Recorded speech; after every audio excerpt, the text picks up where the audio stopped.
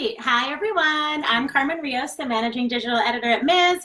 And I'm here with Sarah M. Broom, the author of The Yellow House. Thank you so Thank you much. for having I'm me. really excited to talk to you. I've read your book approximately a zillion Oh my times. goodness. It's so incredible and so beautiful. So thank you for writing it, and thank you for being here with Thank us you to for share it a reading little it. bit more. And yeah, I mean, I always start from the beginning. I always start with an inception story. So how is it that this book came to be, and what I'm very curious about the process of writing this book for you. Sort of, there's like journalistic aspects to it, but also obviously it's memoir and very personal. So what did that look like? How did it begin? Oh, I love origin stories too. They're my favorite. So I just really was obsessed with this house, and people would sort of joke around with me and say, you talk about this house like it's a national monument and it's just like a shotgun house in New Orleans. But I think I'm still very interested in architecture and buildings and sort of what they signify, right? Literally and metaphorically. And I think when that story started to morph, so the house was destroyed and then the house was demolished. After Katrina in 2006, it was demolished, I started to think more philosophically in a way about absence and loss and what connection means and what it means to be tethered to a place. Yeah. And then that sort of led to the book that you have now, which is like a compilation of what felt to me like all these disparate pieces of things. Yeah. Yeah. And as you were sort of, something else that obviously for me was really intriguing was this idea of, oh, like a book about Katrina from a woman's perspective, and also just, I mean, a book about a city, sort of mapping like a social geography and also a physical geography of this place from a perspective that is so often ignored or marginalized or just erased. And you sort of go through that a lot in the book too, the ways in which the neighborhood that you grew up in was sort of referred to as this wasteland that don't go there. It's like a tiny little thing on a map that you have to zoom in to find. What did you uncover by sort of centering the history of this place, this city that has so much mythology, in this experience that so few people really were ever even ready to acknowledge was there? Well, I love that you mentioned the women and the matriarchal part, because that was part of a major discovery for me, was the way in which all of the women in my family, so my mother's mother and her mother, how they sort of belong to the city of New Orleans in all these interesting and distinct ways that we don't really hear about. And these were a community of women who were so powerful. They were calling themselves names that they chose and instructing everybody else to call them by those names, and they were making very specific communities. And so I was really interested in the histories that we don't hear about, the underbellies of the thing that really composes New Orleans. And so when a person says, I'm from New Orleans, why is that story so narrow, and why does it often omit the story of many, many women who are essentially laboring to make that narrative true? Yeah. And I think also, obviously that your sort of mapping and geography of this place is, it also includes sort of a lot of trauma beyond Katrina, this idea of state violence and police brutality, but also the state violence of just being under-resourced and being sort of living in a neighborhood that's not as maintained or paid attention to by the city. Was it scary to tell that side of a place that you love so much? It wasn't scary, but I understood how rarely it gets told. And I understood the way that people just naturally get very defensive about any criticism of New Orleans. I mean, I've gotten in so many debates with people because I'm just trying to tell them my experience of New Orleans, and they're completely defensive and feeling as if I'm attacking the city. And so I wanted to know, why are we so protective of a city? Right? What are we protecting exactly? And why are we only protecting a certain story of the city? And what would it actually mean if we all sort of talked about big cities in a way that actually expanded and revised a map of the city that included the kinds of stories we don't hear about? And I think that's true in New Orleans, and it's true in San Francisco, and it's true in right? So I was really interested in that, kind of pushing up against that. But there were moments where I felt like, oh, you're telling on your city, right? And I thought, why the hell do I care? It's a city. And so that got me to thinking about and exploring the mythologies and the stories that we need so badly, to sort of hold on to. Well, and I mean, obviously the book comes out this year, and it's been many, many years, and yet this moment in New Orleans history and in the history of this country is still just really, I feel like, at the forefront of a lot of people's minds and experiences.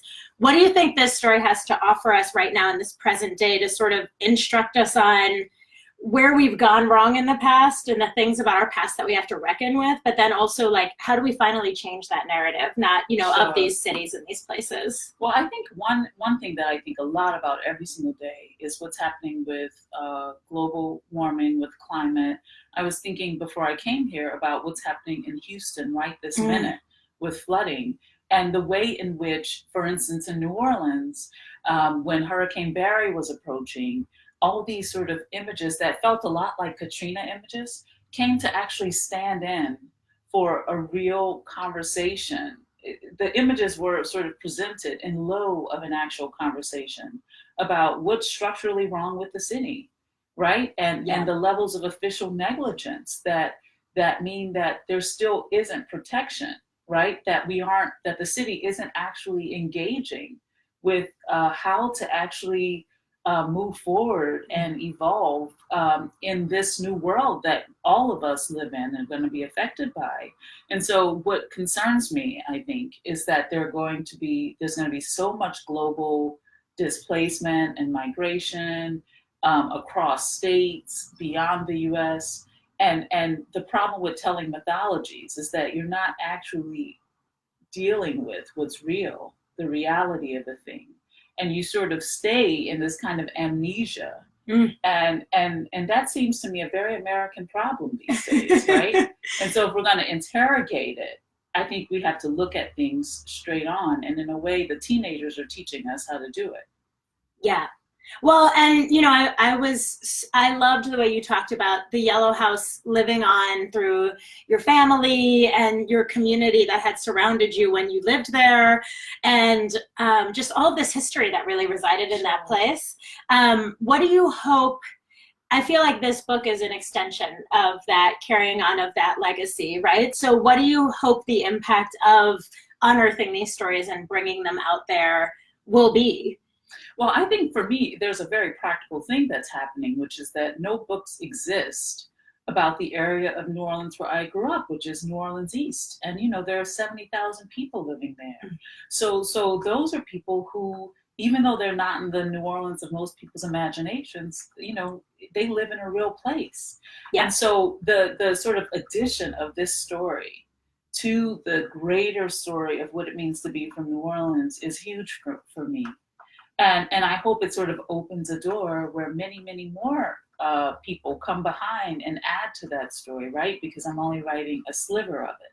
So I have this sense that all of the sort of unmapped places, if we could do the work of essentially putting them on the map and talking about what makes them valuable, right, to the conversations we're now having, I think that goes a really long way. Yeah, well, and I was following you on the internet, and I loved watching sort of the book events too, right? Yeah. That you brought the book, you started your book tour in New Orleans East, right?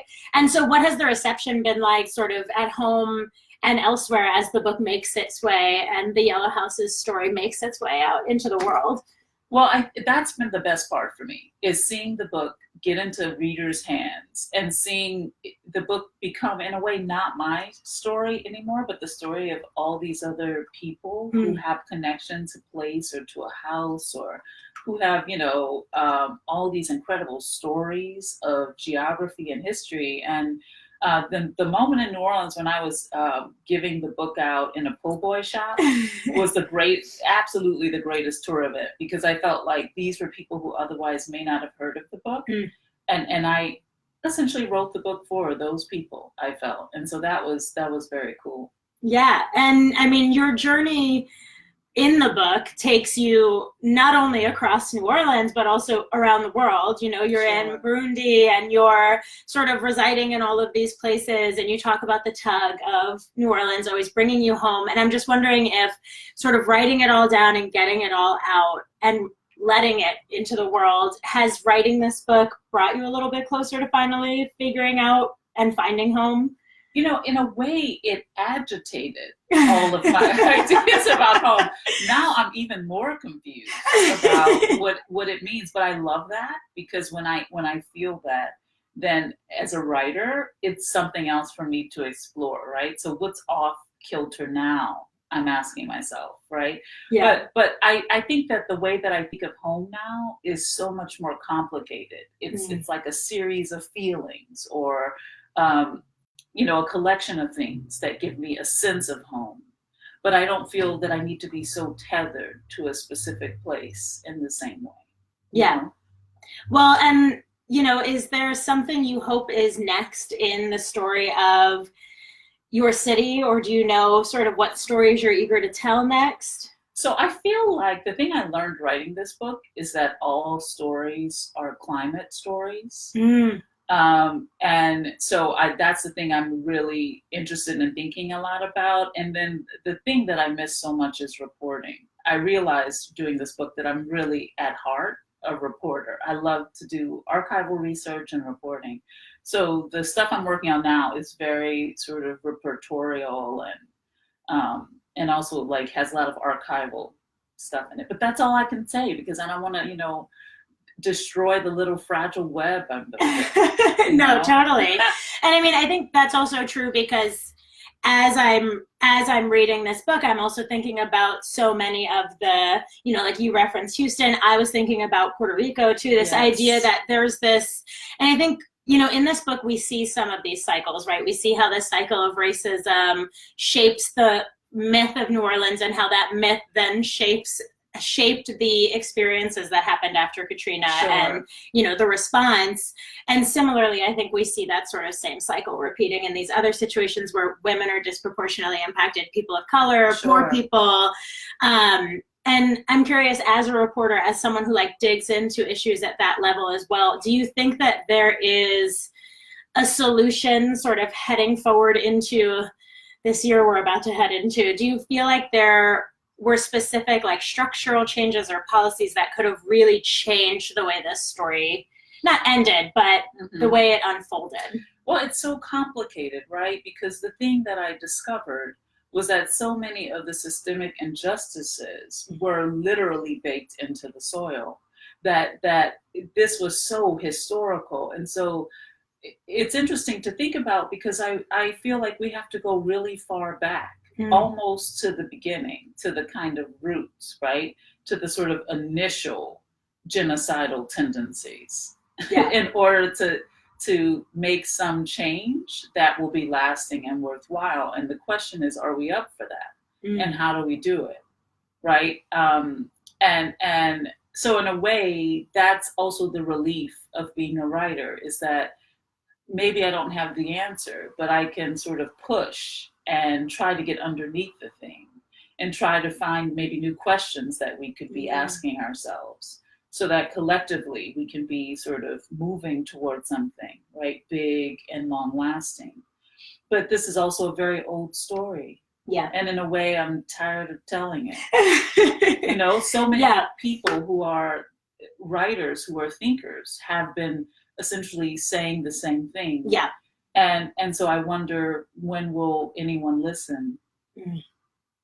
Well, I mean, like the first thing that I thought was just that this book is a blueprint for anyone who wants to sort of tell these stories, right? And also look back and acknowledge the ways in which something that happened hundreds of years ago can shape the experience someone has in the wake of a natural disaster, or the experience someone has in the wake of a genocide. So thank you for offering that up. And I mean, the first step that anyone could take in sort of figuring out if they're ready for that reckoning would be to read The Yellow House by Sarah M. Broom. It's out now. It's so beautiful. I loved it so much. Thank you for reading it. And oh my God, no, thank you for writing it. And thank you so much for being here and chatting with me. Thank you. This was so much fun. Thank you. And I will see you all soon. Like Ms. if you don't on Facebook to get more videos like this. My God, Maddie's stamp of approval. And yeah, I'll talk to you guys soon. Bye. Bye.